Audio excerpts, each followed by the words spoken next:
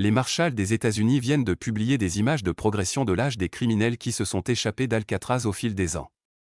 Les spéculations se sont intensifiées pour savoir si ces hommes sont toujours en vie, et pendant 55 ans, l'audacieuse évasion de 1962 d'Alcatraz, la prison la plus célèbre et soi-disant inébranlable d'Amérique, est restée l'un des mystères les plus fascinants non résolus des États-Unis. Comment ces prisonniers ont-ils pu s'évader de cette prison ultra sécurisée? Frank Morris et les frères Anglan se sont-ils noyés dans la baie glacée de San Francisco ou ont-ils défié toutes les probabilités et se sont échappés dans l'anonymat? Eh bien, la réponse a enfin été trouvée et ce qu'ils ont découvert est tout simplement choquant. L'évasion d'Alcatraz, le mythe de l'inaccessibilité. Alcatraz, souvent appelé le Rocher, est devenu l'incarnation d'une prison inébranlable, construite sur une île rocheuse au cœur de la baie de San Francisco. Elle a abrité les criminels les plus notoires de l'histoire américaine, dont Al Capone et George Machine Gun Kelly. Les conditions à Alcatraz étaient conçues pour briser l'esprit humain, avec des cellules froides et humides, des privilèges minimaux et la menace omniprésente de l'isolement. Sa localisation, entourée par des eaux glacées, des courants rapides et une brume constante, rendait l'évasion presque impossible. Pendant des décennies, la légende de l'imprégnabilité d'Alcatraz s'est construite non seulement sur la dureté de la prison elle-même, mais aussi sur les eaux environnantes. Les températures glaciales de la baie, combinées aux marées traîtresses et aux courants imprévisibles, étaient perçues comme la garde ultime contre l'évasion. L'idée de survivre à une telle nage semblait inimaginable, renforçant la perception que s'évader d'Alcatraz était tout simplement impossible. Pourtant, malgré la réputation de forteresse de la prison, de nombreuses tentatives ont été faites par les détenus pour fuir pendant toute la durée de son fonctionnement. 36 hommes ont tenté de s'évader, certains ont essayé de nager dans la baie, d'autres ont utilisé des radeaux de fortune, et quelques-uns ont même creusé des tunnels à travers les murs. Cependant, 23 de ces tentatives ont abouti à une nouvelle capture, 6 hommes ont été abattus et 2 se sont noyés. Pourtant, l'une des tentatives les plus intrigantes de toutes est restée l'affaire non résolue de Frank Morris et des frères Anglan, John et Clarence. Ceux-ci, avec un autre détenu nommé Alan West, ont élaboré un audacieux plan d'évasion en 1962 qui deviendrait l'un des plus célèbres de l'histoire. Leur évasion était audacieuse dans son ampleur, ils ont travaillé pendant des mois, planifiant soigneusement chaque mouvement. Ils ont fabriqué des mannequins en forme de corps pour laisser derrière eux dans leurs cellules, ont créé des outils à partir d'objets apparemment banals de la prison et ont même fabriqué un radeau de fortune. En juin 1962, Frank Morris et les frères Anglan ont disparu de leurs cellules, semblant se volatiliser dans les airs. Les autorités n'ont eu qu'une conclusion, les hommes s'étaient noyés dans les eaux glacées de la baie. Mais cette conclusion n'a jamais été totalement satisfaisante. Le mystère a persisté pendant des décennies, avec la publication de nouvelles preuves ces dernières années, la question a de nouveau été portée à la conscience du public. Ont-ils survécu ou les eaux les ont-elles réclamés? Au fil des années, les spéculations ont monté sur le fait de savoir si ces hommes étaient toujours en vie, et des preuves récemment obtenues ont poussé les autorités à rouvrir l'affaire. La réouverture de l'affaire, la lettre de 2013 et la spéculation renouvelée. L'histoire de l'évasion d'Alcatraz était restée dormante pendant de nombreuses années, la position officielle étant que Frank Morris et les frères Anglan n'avaient pas survécu.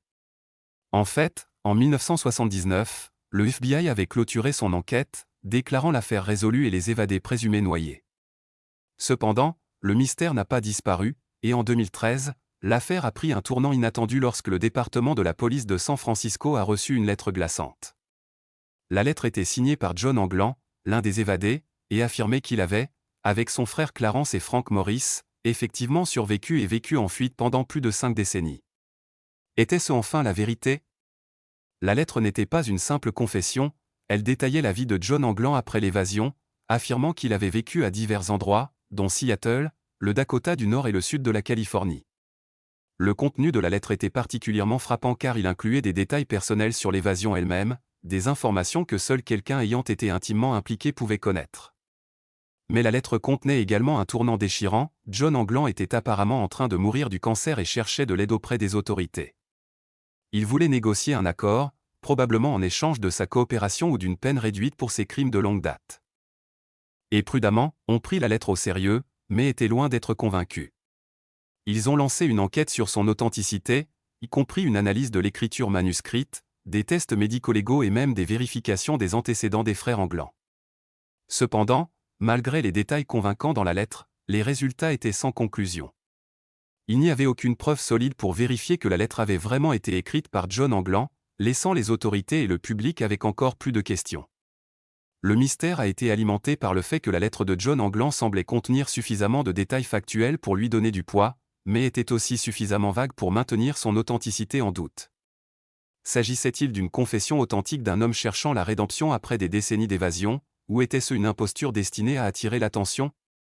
La réponse reste insaisissable, car l'enquête sur les origines de la lettre n'a pas abouti à des conclusions définitives. À mesure que l'enquête sur la lettre progressait, elle ravivait le débat sur le fait de savoir si les hommes avaient réellement échappé et survécu aux eaux traîtres de la baie.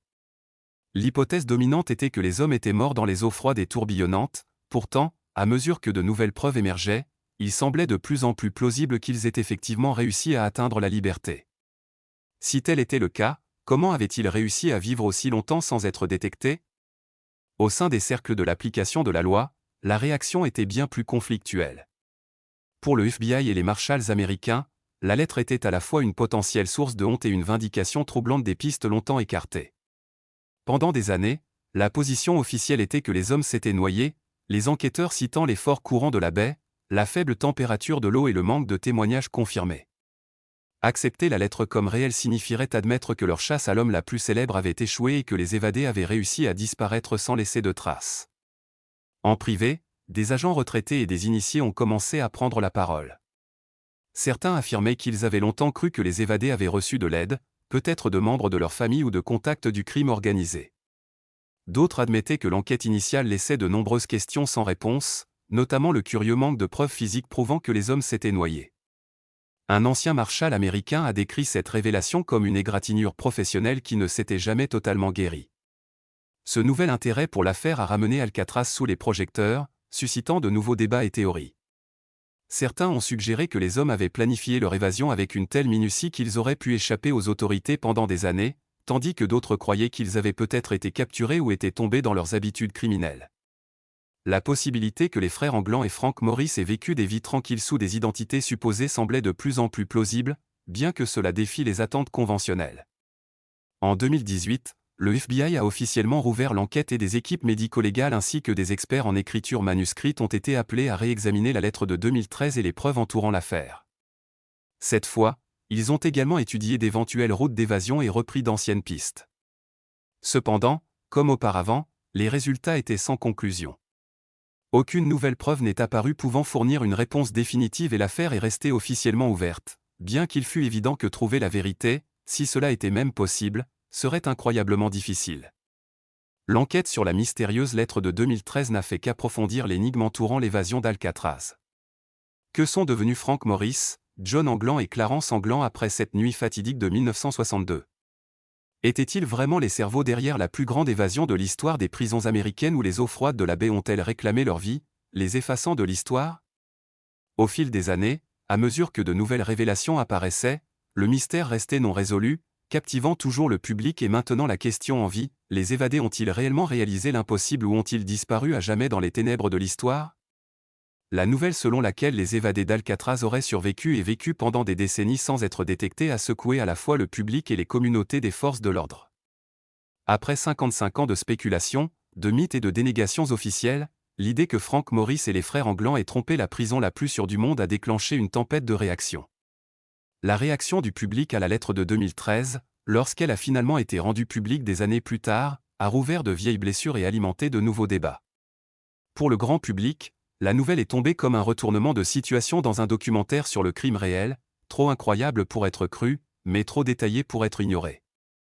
Les personnes qui avaient longtemps idéalisé l'évasion comme un triomphe ingénieux d'un sous-estimé se sont senties justifiées, ils ont battu le système, ont déclaré beaucoup, faisant écho à un sentiment d'admiration qui a entouré l'évasion pendant des décennies et l'idée que les trois hommes non seulement ont survécu à la nage périlleuse depuis l'île d'Alcatraz, mais ont aussi commencé de nouvelles vies sans être détectés, a suscité une profonde fascination pour les légendes de prison et les récits d'anti-héros. Les réseaux sociaux se sont enflammés avec des théories, des mèmes et des enquêtes amateurs. Des enquêteurs amateurs ont fouillé d'anciennes photographies, des archives familiales et même des images satellites dans des groupes Facebook et des fils Reddit dédiés aux crimes non résolus. Les utilisateurs ont débattu de la logistique de l'évasion avec une énergie renouvelée. Certains ont pointé des hommes vieillissants au Brésil ou en Géorgie rurale qui ressemblaient de manière étrange aux frères Anglan, tandis que d'autres ont disséqué le contenu de la lettre de 2013 ligne par ligne, la traitant comme un ancien code perdu. En même temps, Il y avait du scepticisme, beaucoup se demandaient pourquoi le gouvernement cacherait cela si longtemps. Pourquoi diffuser cette information maintenant? Et la lettre aurait-elle pu être un canular? Certains soupçonnaient que la divulgation faisait partie d'une fuite contrôlée ou même d'une tentative de détourner l'attention d'autres controverses. L'absence de confirmation définitive par ADN ou d'un témoin vivant a maintenu de nombreux sceptiques. La question continuait de hanter les passionnés: comment avait-il échappé? Quelle avait été leur démarche? L'exécution de la nuit de la Grande Évasion, la nuit du 11 juin 1962, resterait dans l'histoire comme l'une des tentatives d'évasion les plus audacieuses et mystérieuses de l'histoire des prisons américaines. Après des mois de préparation minutieuse, Frank Morris, ainsi que John et Clarence Angland, ont exécuté leur plan. Mais avant de tenter leur évasion, ils devaient s'assurer que leurs préparatifs étaient parfaits et non détectés. La première étape consistait à retirer les grilles d'aération de leurs cellules. Cela leur permettrait de ramper à travers le trou qu'ils avaient créé et d'entrer dans un tunnel menant au couloir de maintenance derrière les murs.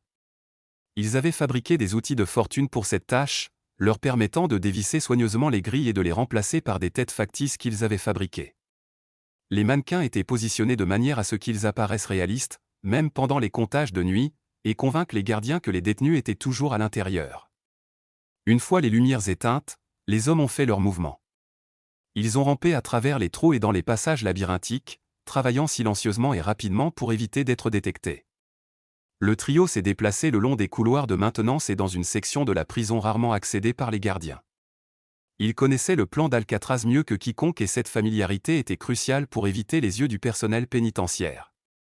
Après avoir traversé les tunnels, ils ont atteint une petite zone près du toit du bâtiment. De là, ils devraient traverser le toit et entrer dans la cour de la prison où ils avaient caché leurs radeaux et autres outils. Les hommes avaient également préparé un ensemble de cordes faites de drap qui leur permettrait de descendre du toit jusqu'au sol, mais le prochain obstacle était les murs extérieurs de la prison. Un barricade en béton presque impossible à escalader se dressait entre eux et la liberté point indéfectible. Les hommes ont utilisé les matériaux qu'ils avaient soigneusement amassés au cours des mois, des imperméables en caoutchouc qu'ils avaient cousus ensemble pour en faire un radeau de fortune. L'idée était d'utiliser ces imperméables comme dispositif de flottaison, en espérant qu'ils les porteraient à travers les eaux glacées de la baie jusqu'à la terre ferme éloignée. Ils n'ont rien laissé au hasard, chaque membre du groupe assumant un rôle distinct. Tandis qu'un des hommes était chargé de pagayer le radeau, les autres apporteraient leur soutien ou assumeraient diverses responsabilités.